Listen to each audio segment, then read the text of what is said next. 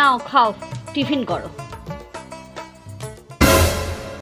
কি গো, আমার পাতে মিষ্টি, তোমার পাতে মিষ্টি, মেয়ের পাতে মিষ্টি কই? তুমি কটা মিষ্টি এনেছিলে? কেন 20টা?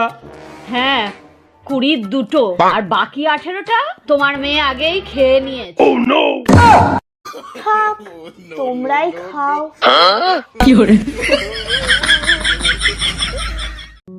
নাও ঠাকুমা, তোমার ঘরের রং টং সব কমপ্লিট, আমি এবার আসি। এত রাত্রিবেলা কোথায় যাবে তুমি? তার চেয়ে তুমি বাপু দোতলায় যাও, গিয়ে ঝিলিকের সাথে শুয়ে পড়ো।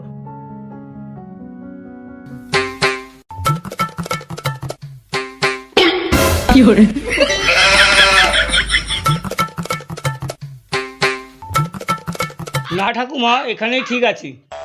কেন বাপু, ঝিলিকের সাথে শোবে না?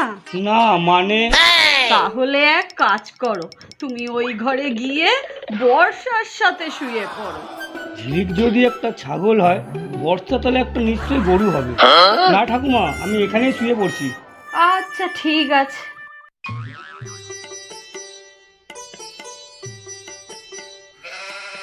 গুড মর্নিং, এই নিন চা। তুমি কে?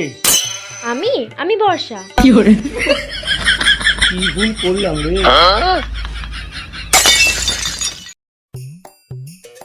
এ বাবু, তোর মা কি বাড়িতে আছে? আমাকে কি তুমি গাধা পেয়েছো? নালে কি আমি পড়তে বসি? বুঝে গেছি আমি।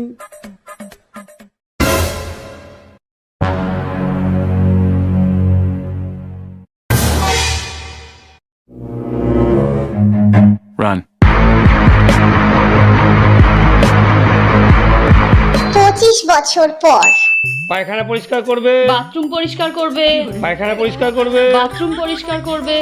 এই জানিস, আমরা যদি ছোটবেলায় পড়াশোনাটা ঠিক মতো করতাম, তাহলে আর আজকে এই দিন দেখতে হতো না। হ্যাঁ রে। চল। পায়খানা পরিষ্কার করবে, বাথরুম পরিষ্কার করবে।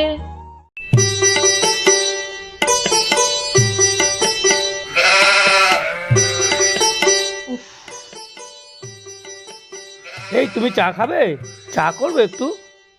জানো, রাস্তায় আস্তে আস্তে ঝুমা বৌদির সঙ্গে দেখা হয়েছিল। বললো তোমাদের বাড়ির চা খেতে আমার দারুণ লাগে, আমি প্রায় দিনে গিয়ে খেয়ে আসি। কিন্তু আমি ভাবছি, আমি তো কোনোদিন ঝুমা বৌদিকে চা করে খাওয়াইনি, তাহলে কেন এই কথা বললো? এই আমি না তোমার জন্য 1 গ্লাস শরবত করে আনি, তুমি বসো, আমি এক্ষুনি আসছি। এই তুই শোন, এখানে শুনে যা, ঝুমা বৌদি কি করে চা খায় আমি দেখছি। আয় এখানে শুনে যা। জীবনে যে কোনো পরিস্থিতি আসুক না কেন বাবু, সব সময় কিন্তু উচিত কথাই বলবে। আমার তাহলে আর ভাত খাওয়া হবে না। কেন? তুমিই তো বলেছো উচিত কথায় ভাত নেই।